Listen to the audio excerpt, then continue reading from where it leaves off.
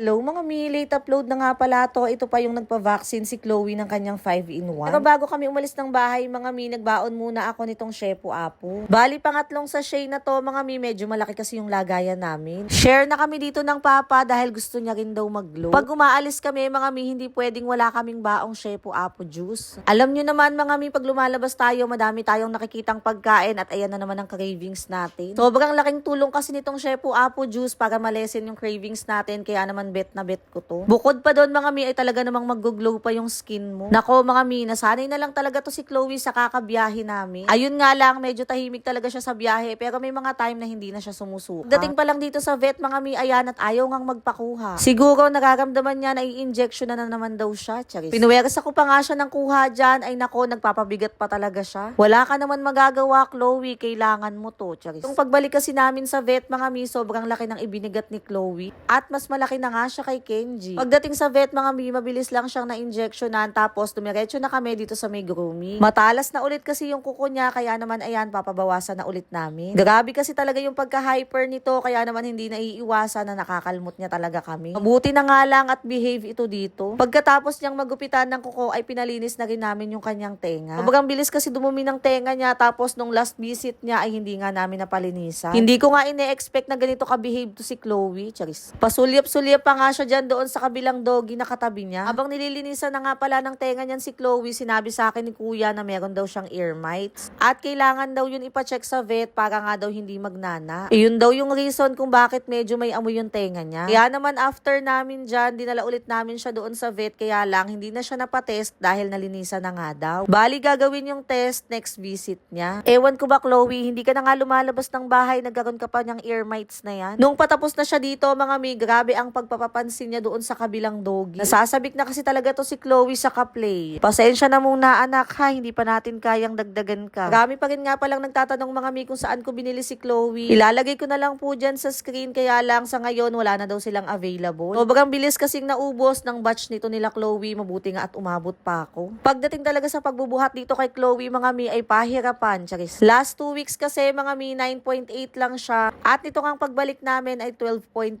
kilos na siya. Imagine mga mi, in just 2 weeks 2.5 kilos yung nadagdag sa kanya. Malakas na rin kasi talaga siya kumain. Partida mga mi, hindi pa nagmi-milk yan. Pero sa ganitong age niya, lagi pa siya naghahanap ng milk dahil pag nakikita niyang may milk si Kuya Kenji ay talaga namang sinusugod niya. Hanggang dito na lang muna mga mi. Thank you, thank you.